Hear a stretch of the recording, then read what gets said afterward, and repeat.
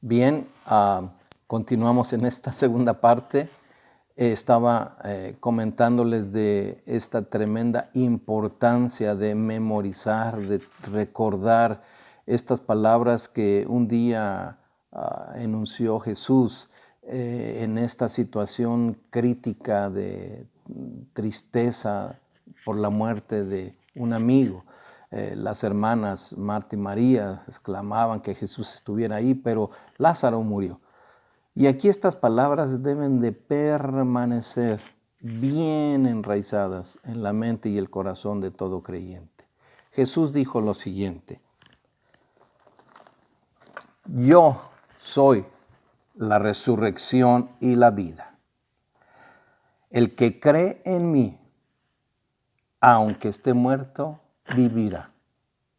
Si alguien ha sido creyente en su corazón verdaderamente y ha pasado de esta vida física, su cuerpo ha dejado de funcionar, puede descansar, puede ir confiado, puede ir alegre al encuentro con su Creador, vivirá. Pero sigue diciendo, y todo aquel que vive, ¿usted vive? ¿Está oyendo? Está vivo. Si usted vive y cree en Jesús, no morirá eternamente, no habrá muerte. Y aquí viene algo que es una pregunta poderosa actual. Desde el tiempo que lo dijo Jesús hasta hoy, para toda aquella persona que nos decimos que sí creemos. Jesús le dijo, ¿crees esto? ¿Lo crees? ¿Creemos realmente que ya una persona, un ser querido, un familiar que creyó en Jesús está ya sepultado hace años? ¿Creemos que Él vive? ¿Creemos nosotros los que vivimos que no vamos a morir? Tenemos ese pensamiento en nuestra mente, ¿cómo vamos a estar allá? ¿Qué vamos a estar haciendo? ¿En dónde? Nos imaginamos en nuestra imaginación, valga la redundancia, ¿qué vamos a andar haciendo? ¿Cómo van? ¿Qué colores va a haber? ¿Nos ilusionamos con la resurrección? El que cree en mí, aunque esté muerto, vivirá. El que vive y cree en mí no morirá. ¿Lo creemos? Jesús nos hace la pregunta.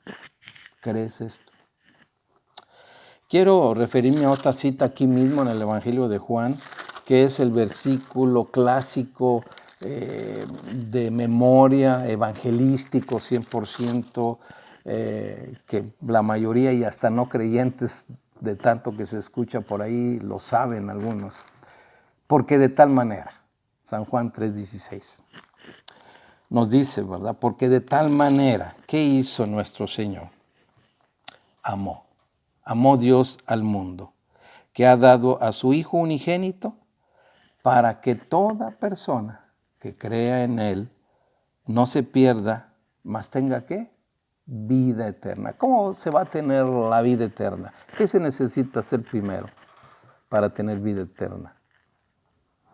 Pues resucitar, o sea, estar en esa nueva dimensión, en ese nuevo tiempo que Dios va a traer a aquellos que esperan en Él. Pero el versículo siguiente, el 17, dice así, porque no envió Dios a su Hijo al mundo para condenar al mundo, sino para que el mundo sea salvo por Él. Y es este concepto precioso de lo que vino a hacer nuestro Señor Jesús, de traer un cambio a la humanidad y salvación. Y yo creo que quiero mencionar esto.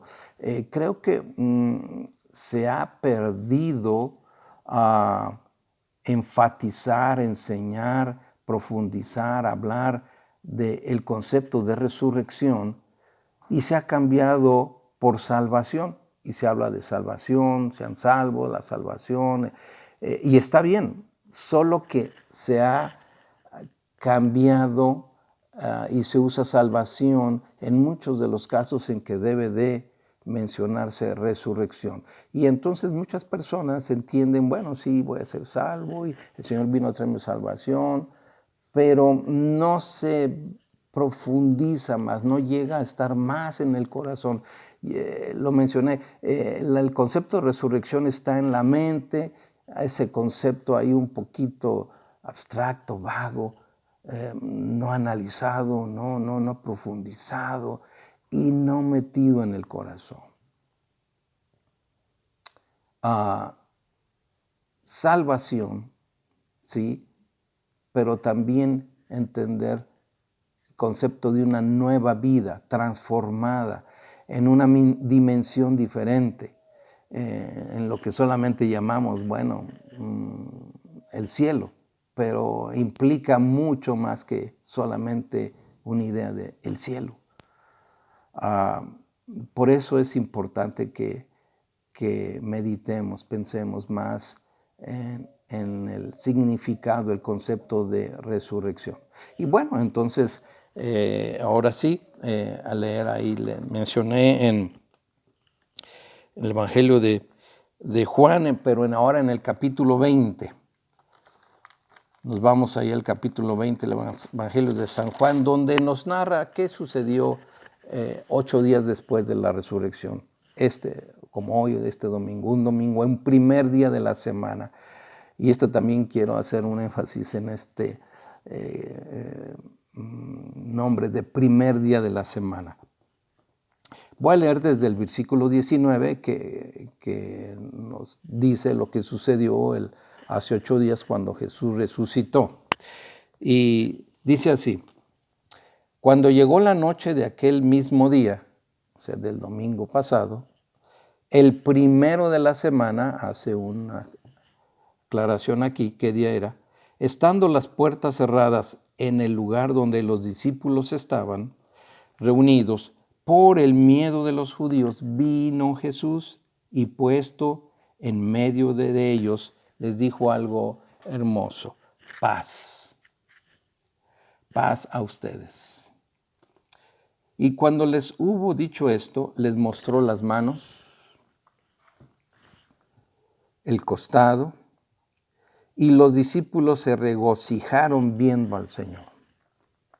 Entonces Jesús les dijo otra vez: paz a ustedes. Como me envió el Padre, así también yo los envío. Y habiendo dicho esto, sopló y les dijo: reciban el Espíritu Santo. Bueno, esto fue el domingo pasado y quiero comentar brevemente. Los discípulos, dice aquí, se fueron a encerrar, tuvieron miedo. El miedo es natural, lo hemos compartido antes, es parte inherente del ser humano, es un reflejo, un instinto de supervivencia, tener miedo a cosas desconocidas, a diferentes situaciones que pueden afectar nuestra tranquilidad, nuestra paz, es normal. El problema es darle lugar al miedo, abrigar el miedo, invitar al miedo, buscar al miedo. Se ha hecho, no sé cómo decirlo, ya una costumbre, una manera de vivir en el hombre, de estar conviviendo con el medio, pero buscándolo. Este es otro tema más allá, ahorita no quiero adentrar, pero leí este pasaje que se encuentra en la epístola, la primera epístola del apóstol Juan, que vivir en temor lleva en sí castigo. Hay un pago por el tener temor. Y nos dice ahí que el que tiene miedo obviamente necesita ser más entrenado en el amor. Dios es amor, de donde el que tiene miedo pues le falta más de Dios. O sea, buscar más de la presencia, más de la comunión, más de la intimidad, creer más las promesas poderosas, preciosas que Dios hace para poder vencer y pasar el miedo. Bueno, entonces estaban encerrados, Jesús se les presenta allí. ¿Y qué es lo que les dice? Paz. Nuevamente va paz. ¿Qué es la paz? Tranquilidad, seguridad, confianza, relax. Les dice paz a ustedes. Él entiende, están en un momento de aflicción, en un momento angustiante. Lo vieron a él morir, al maestro, al rey, al Señor. Tuvieron esa experiencia. Y claro, pero entonces Jesús resucitado va y lo primero que les dice es: no tengan miedo, paz, tranquilos. Y nuevamente se los dice, ¿verdad? Aquí nos dice el versículo 21, nuevamente les dice: paz a ustedes, pero ahora yo los envío. No tengan miedo, ustedes vayan adelante. Bueno, sigue diciendo esto el versículo 24 del capítulo 20 de Juan. Pero Tomás, uno de los 12 discípulos, no estaba con ellos cuando Jesús vino. Y entonces los discípulos le dijeron después a Tomás: hemos visto al Señor. Y yo creo que esta es una historia conocida, muy comentada, ¿verdad? De este famoso Tomás, el incrédulo. Entonces Tomás les dijo: si yo no veo en sus manos la señal de los clavos y meto mi dedo en el lugar de los clavos y metiere mi mano en su costado, no voy a creer. 8 días después, y este es el punto, hoy, domingo, nuevamente estaban reunidos, nos dice aquí. Después estaban otra vez sus discípulos dentro y con ellos Tomás, ya estaba Tomás ahí. Llegó Jesús estando las puertas cerradas y se puso en medio y les dijo: paz. Otra vez, Jesús reiterando este concepto para que lo entendieran. Tranquilos, paz, no se preocupen, yo ya resucité. Tengan paz, pero ya estaba ahí Tomás, ¿verdad? Y entonces se dirige a Tomás y le dice así: pon tu dedo aquí y mira mis manos, y acerca tu mano y métela en mi costado. Y no seas incrédulo, cabeza dura, no seas incrédulo, sino creyente. Entonces Tomás ya, algunos creen y tienen esta idea de que Tomás fue allí y le metió el dedo en sus heridas. Y no. Aquí la palabra nos dice claramente: entonces Tomás respondió. Si hubiera sido eso, diría: después de que Tomás metió el dedo, entonces dijo. No, Tomás inmediatamente le dijo: Señor mío y Dios mío. Yo creo que hubo esta sorpresa impactante en Tomás, que hasta ha de haber caído de rodillas expresando de dentro de su corazón: Señor mío y Dios mío. Y Jesús, bueno, le dice: porque me viste, Tomás, creíste. Bienaventurados los que no vieron y creyeron. Hay una bienaventuranza, una bendición para aquellos que no hemos visto al Señor, pero creemos. Para usted, para mí, para todo el que cree. Una bendición. Bueno, esto es lo que sucedió. Quiero hacer también una mención, una reflexión respecto a un punto importante. Nos dice aquí que Jesús resucitó el primer día de la semana. ¿Y cuál es el primer día de la semana? El domingo, puesto que el sábado es el séptimo día para la nación de Israel, el que encontramos en la Escritura, en día de reposo. Dios les dio esta ordenanza de reposar el séptimo día, de dedicarlo a Él, a la nación de Israel. Y sigue habiendo este día de descanso para los judíos, el Shabbat. Pero Jesús resucita después del día del reposo, el primer día de la semana, el domingo. Y hoy domingo vuelve nuevamente a aparecer. Hay una idea, una creencia que ha circulado por los años y sigue circulando. Algunos creyentes cristianos, algunos grupos cristianos consideran que está mal reunirse el domingo. Y hay fundamentos históricos, esto es acerca del crecimiento de la iglesia, cuando el Imperio Romano, en el año 300, decide el emperador Constantino aceptar el cristianismo y oficializa el cristianismo como religión del Imperio Romano. Hay ciertos conceptos y entonces dicen, no, es que se oficializó y es esto y el domingo no es correcto, tiene que ser el sábado y debemos de regresar al sábado. Jesús resucitó en domingo y la razón por la cual los primeros discípulos, los primeros cristianos se reunían el domingo, el primer día de la semana, era para celebrar la resurrección de Jesús de ese día. Esa era la bandera, esa era la emoción. Celebramos que el Señor resucitó este primer día de la semana. Además se convirtieron muchos no judíos, los gentiles. Los gentiles no guardaban el Shabbat. Ellos tenían otros conceptos religiosos, no tenían ninguna costumbre judía y se convirtieron muchos, es más de lo que eran los judíos.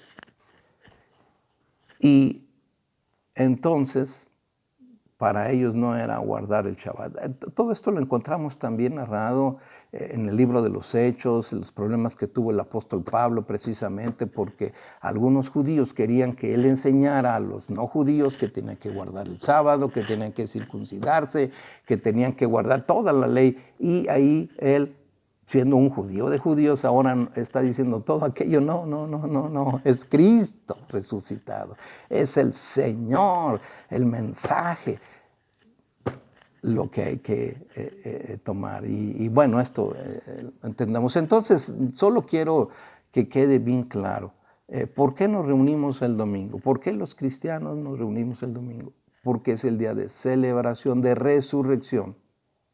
Jesús resucitó ese primer día, ese domingo, por eso. Bueno,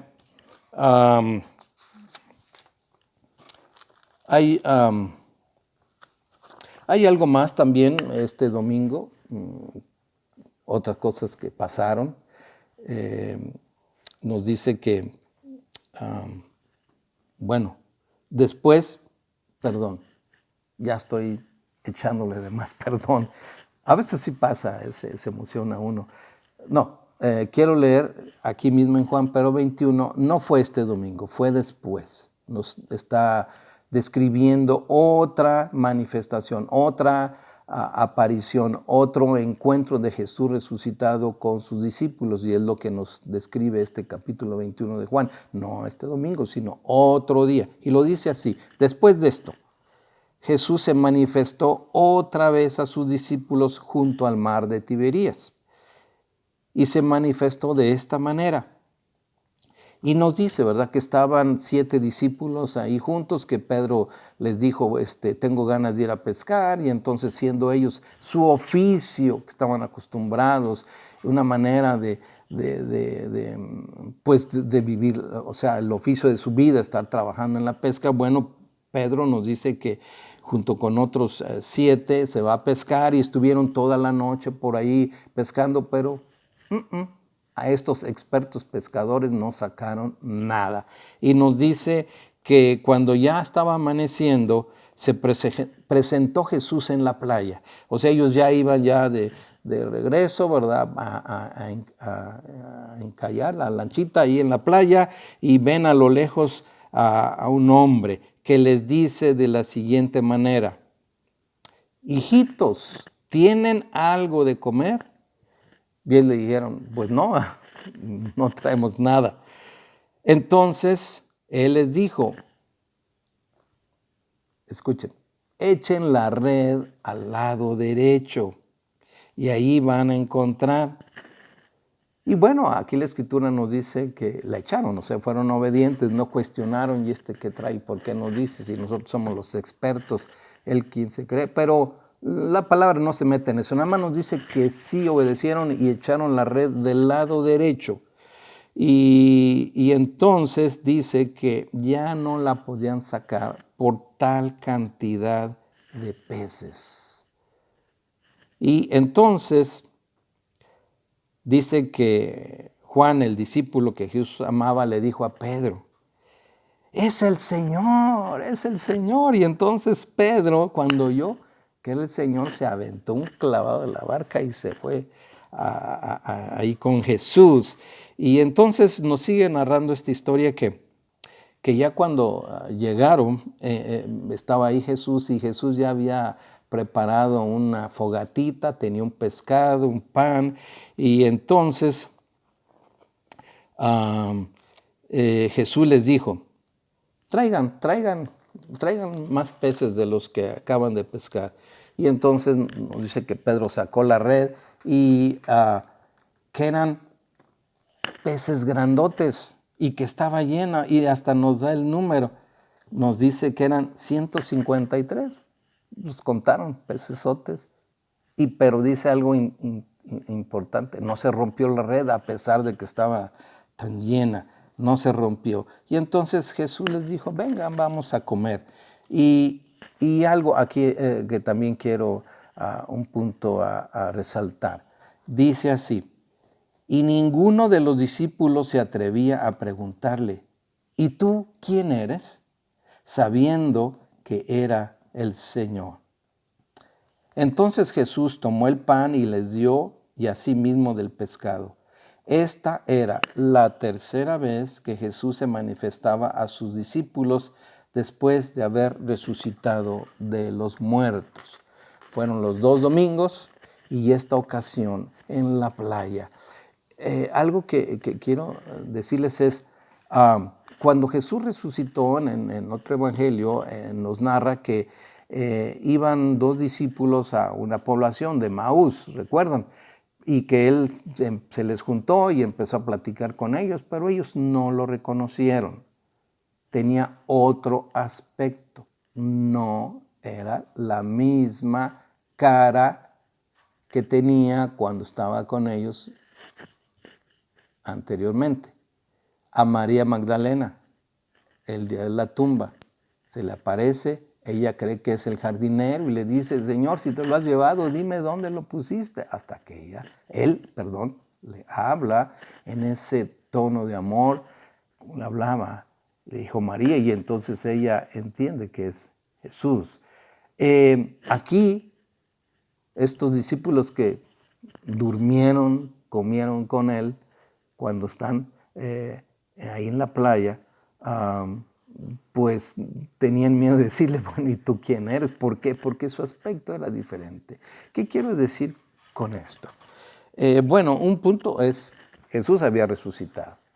Y la doctrina es que usted y yo sí creemos. Bueno, ya lo dije también, todos vamos a resucitar. Pero para el creyente, para el cristiano, es una resurrección de gloria, una resurrección de amor, de poder, de victoria. Para el no creyente es una resurrección de condenación. Y esto lo podemos ampliar en otro tema más, porque es importante tenerlo bien presente. Pero ¿cómo vamos a lucir? ¿La misma cara?